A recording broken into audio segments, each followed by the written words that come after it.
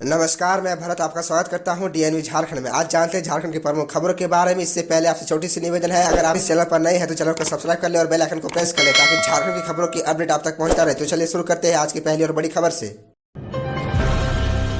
अधिनियम को 4 माह पहले मिली थी मंजूरी। नियमावली के अभाव में फंसी कृषि बाजार शुल्क की वसूली, मार्केट यार्ड का विकसित विवादित। दरअसल आपको बता दें, कृषि बाजार समिति टैक्स लगाने वाला झारखंड राज्य कृषि उपज और पशुधन विपणन अधिनियम मंजूरी के 4 माह बाद भी नियमावली नहीं बन पाने के कारण लागू नहीं हो सका। तत्कालीन राज्यपाल रमेश बैस ने इस विधेयक को 2 बार लौटाने के बाद तीसरी बार में 31 जनवरी को मंजूरी दी थी। नियमावली के अभाव में टैक्स वसूली शुरू नहीं हो सकी है और मार्केट यार्ड विकसित करने की योजना भी अधर में है। वर्ष 2022 के बजट सत्र में विधानसभा से पारित विधेयक में 2% तक टैक्स लगाने का प्रावधान है। बजट सत्र में 24 मार्च को सदन में हंगामे के बीच झारखंड राज्य कृषि उपज और पशुधन विपणन विधेयक पारित हुआ था। अधिनियम में निजी बाजार प्रांगण को भी विकसित करने का प्रस्ताव है।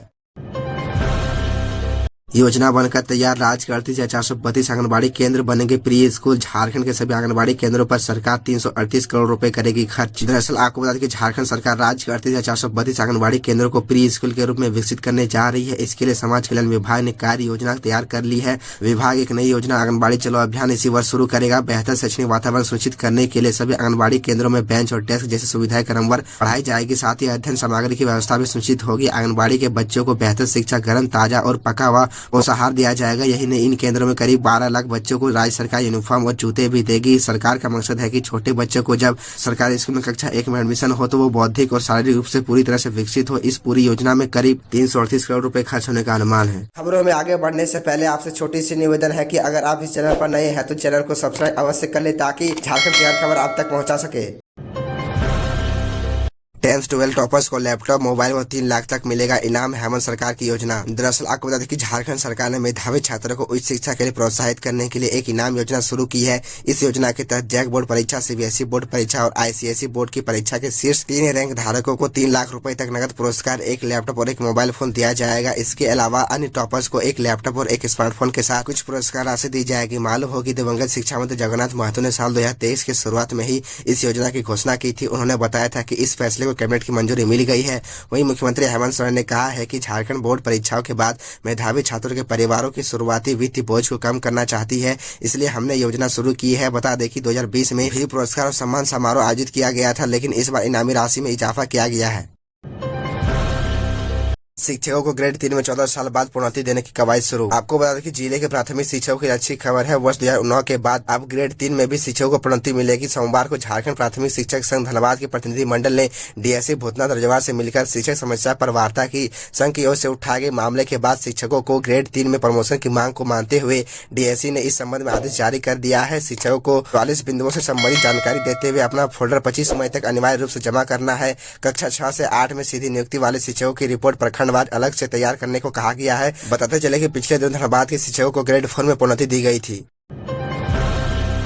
थाना प्रभारी की बढ़ सकती है मुश्किलें, विधायक समरी लाल की पत्नी ने कांके थाना प्रभारी के विरुद्ध एनसीएससी में की शिकायत। दरअसल आपको बता दें कि कांके विधायक समरी लाल की पत्नी अनिता देवी ने कांके थाना प्रभारी आभास कुमार के विरुद्ध राष्ट्रीय अनुसूचित जाति आयोग एनसीएससी में शिकायत दर्ज कराई है। 14 मई को भेजे पत्र में अनिता ने बताया कि वह अनुसूचित जाति से आती है, राजस्थान के झुंझुनू के बख्तियारपुरा उप स्वास्थ्य केंद्र में सफाई कर्मी है। 10 मई को वह स्वास्थ्य केंद्र पर ही थी, तभी कांके थाना प्रभारी आवास पर वहां पहुंचे। पूछताछ के नाम पर उन्होंने जाति सूचक शब्दों का सार्वजनिक प्रयोग कर न सिर्फ अपमानित किया बल्कि दबाव बनाया। मैं ये स्वीकार करूँ की समरी लाल राजस्थान में आते हैं। पत्र में उन्होंने कहा कि कांके थाना प्रभारी सादे कागज पर जबरन हस्ताक्षर करवाना चाहते थे। विधायक की पत्नी ने आयोग को बताया कि पूछताछ के दौरान एक भी महिला कांस्टेबल नहीं थी, जबरन उनका आधार कार्ड ले लिया गया। आभास ने फोन पर धमकी दी कि अगर मैं सच नहीं बताऊंगी तो वो मुझे गिरफ्तार कर लेंगे। बता दें कि कांके पुलिस विधायक के जाति प्रमाण पत्र की जाँच कर रही है। भीषण गर्मी से तपते झारखंड में बिजली संकट, 10 घंटे तक कटौती, कब मिलेगी राहत। दरअसल आपको बता दें कि तपती गर्मी के बीच झारखंड में भी गंभीर बिजली संकट खड़ा हो गया है। इसके चलते लोग हलकान है। हाल यह है कि एक तरफ राज्य में बिजली की मांग 2900 मेगावाट पर पहुंच गई है, वहीं नीलामी से खरीदी जा रही बिजली का बकाया 45 करोड़ नहीं देने पर जेबीवीएनएल को इंडियन एनर्जी एक्सचेंज से अतिरिक्त बिजली मिलनी बंद हो गई है। इसके चलते शहरी इलाके में 10 व गाँव में 12 घंटे बिजली की कटौती हो रही है। औद्योगिक क्षेत्रों में यह आंकड़ा 7 घंटे तक का है। एनर्जी एक्सचेंज से बिजली नहीं मिलने के कारण राज्य में बीते 24 घंटे में 500 से 700 मेगावाट तक की लोड शेडिंग हुई। इसके कारण रांची शहर में 10 घंटे तक बिजली की कटौती हो रही है। ग्रामीण इलाकों में 12-12 घंटे तक बिजली नदारद रह रही है।